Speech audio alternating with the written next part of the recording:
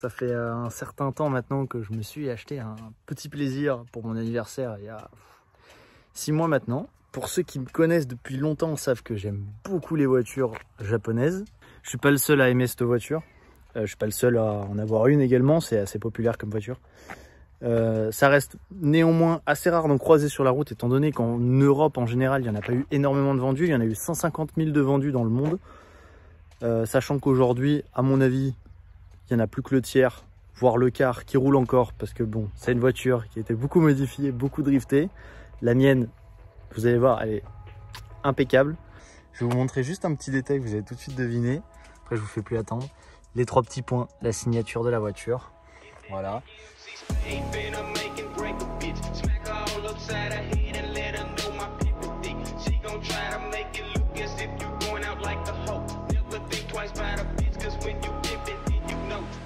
C'est une 350Z, phase 1,5 on va dire, je vais vous expliquer pourquoi après.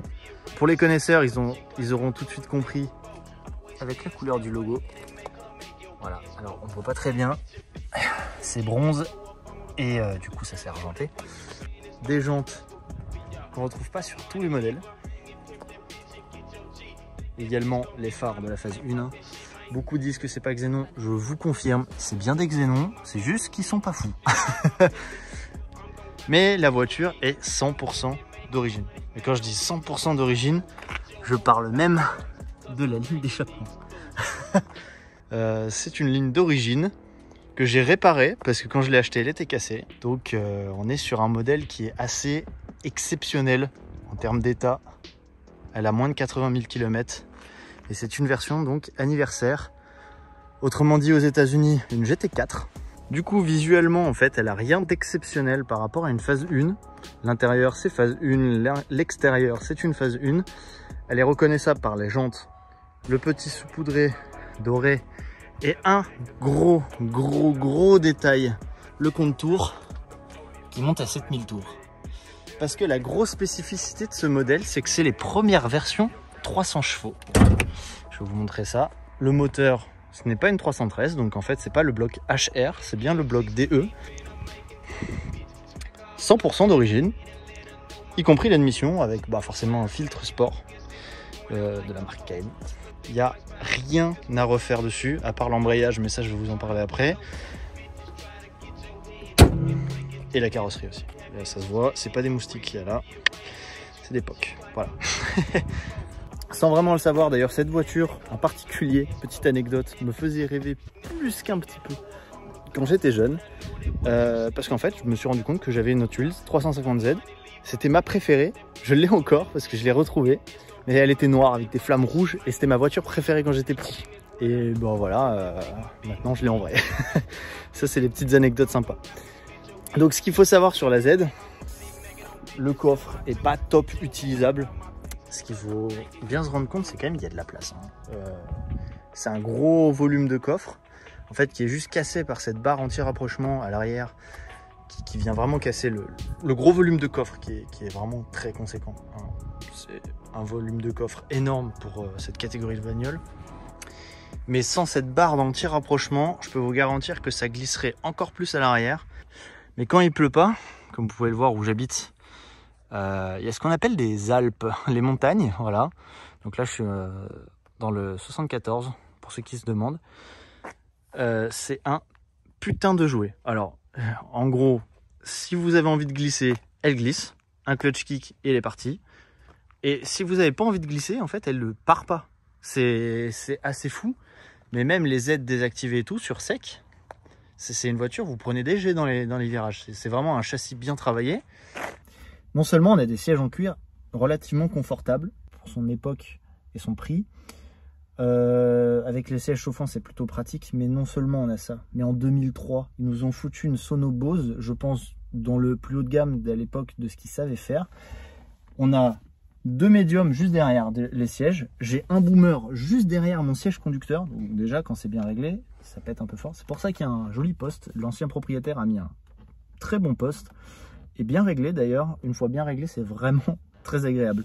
Et ensuite, on a des semi-boomers, je pense, médium à l'avant également.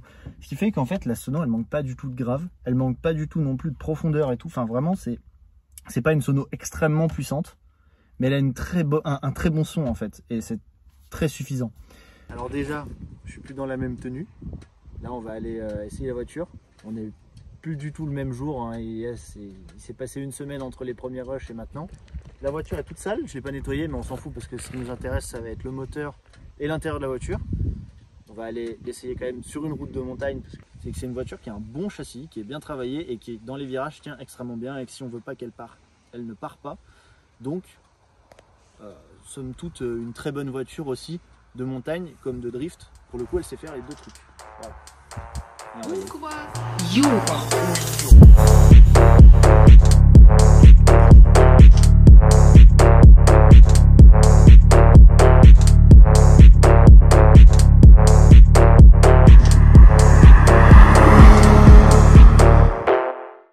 Bon bah du coup on est parti, on va essayer la voiture. Enfin je vais vous montrer parce que moi je la connais déjà pour le coup. Donc bah elle est déjà chaude, ça c'est l'avantage. Je sais pas si on entendra à la caméra ou pas, mais ça sonne déjà bien. Là on va voir si j'arrive à repartir sans trop galérer, parce que je suis à moitié dans la pelouse.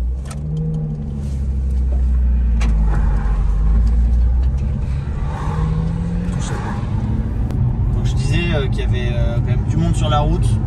Il n'y a personne devant moi normalement, parce que il n'y a pas possibilité qu'il y ait des gens qui se soient mis entre moi et la dernière voiture qui est passée. Mais il y a beaucoup de monde qui descend, il fait beau, c'est un endroit assez touristique, même en mi-saison. Donc quand j'aurai de la visibilité, on va essayer de voir un peu si on appuie ce que ça donne. Là, on arrive dans une série de virages assez intéressante, donc on va déjà essayer. Allez.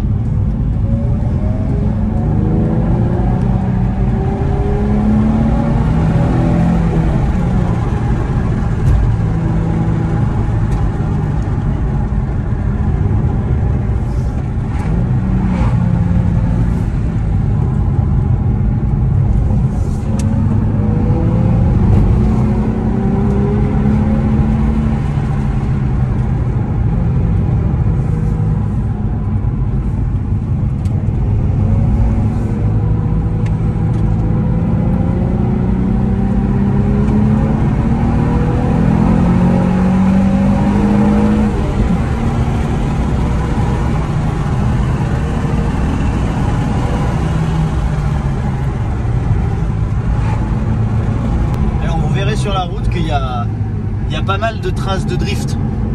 Il se pourrait que la plupart des gens qui font du drift ici, maintenant je sais que c'est qui.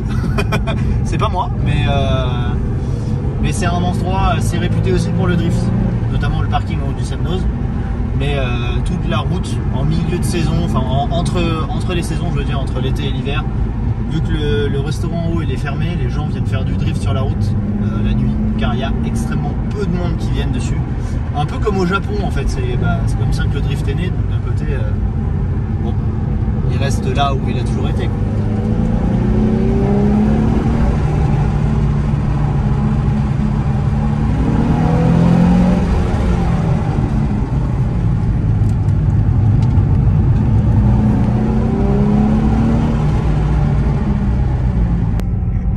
Bon, allez, on se fait un dernier coup de speed. Dans les derniers virages, j'ai laissé la Mercedes monter plus loin. On va voir si je la rattrape vite ou pas, mais pas le but.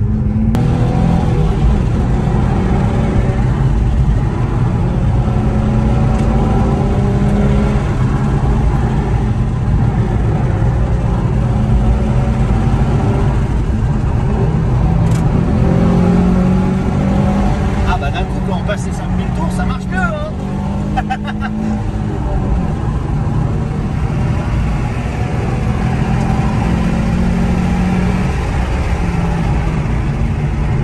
Oh bah on leur a beaucoup trop vite rattrapé.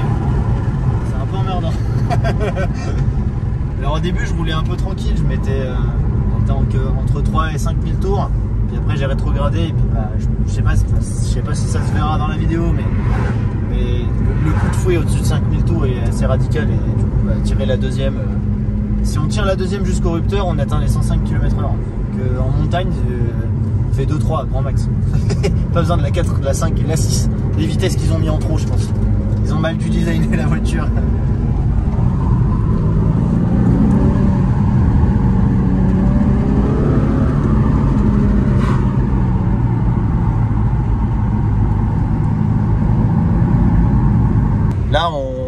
sais pas si on verra bien, mais il faut bien se rendre compte que là, par exemple, je me mets en 3e et ça reprend quoi. Ça monte, hein, mais il y a de la reprise. C'est vraiment plutôt pratique. En montagne, c'est vraiment un très très gros confort. Parce qu'au final, si vous voulez vraiment rouler GT, il n'y a aucune difficulté à rouler GT, quoi. Ça repart tout seul, quoi. Et pourtant, c'est atmosphérique. Et ça, on peut remercier le V6 de 3,5 litres, qui est assez costaud.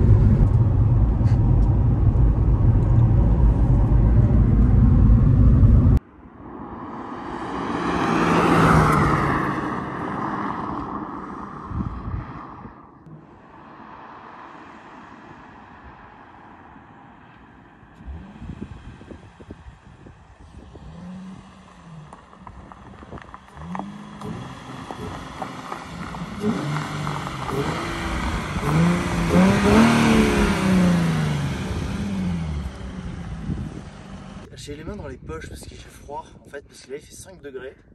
Voilà, on est parce que du coup la vidéo elle sortira un peu plus tard, mais on est le 15 octobre.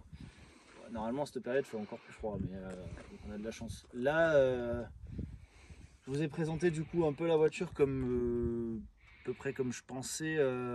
Si j'ai pensé à tout vous présenter, à mon avis je vais me rendre compte au montage qu'il me manque la moitié des trucs que je vais vous dire, mais il y a tellement de choses à dire sur cette voiture que vraiment la vidéo pourrait durer vraiment 30 minutes, juste moi face cam en train de vous parler, parce que j'ai déjà fait des gros cuts.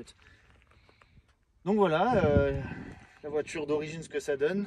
Donc les frais qui sont prévus dessus, comme je l'ai dit tout à l'heure, il y a la carrosserie, l'embrayage et la demi-ligne. Moi j'irai pas plus loin que ça, parce que du coup je veux vraiment la conserver sur un état collection. La demi-ligne, ça va me permettre déjà de conserver les silencieux d'origine qui sont pas fiables. Ouais, ils se désagrègent avec la rouille, la température, froid chaud, froid chaud.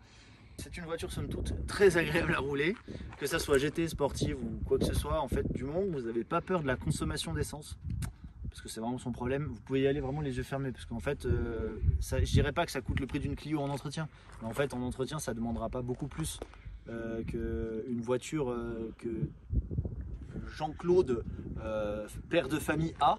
Parce que en fait, rien de plus que la consommation d'essence, vous aurez de l'huile régulièrement à changer, les filtres à huile, tout ça, tout ce qui est sportif en fait. Sinon en soi ça reste une voiture qui n'est pas très onéreuse à l'utilisation, mis à part son 12 à 15 litres au 100 de 98 exclusivement. Donc après en prépa éthanol possible, mais moi c'est important.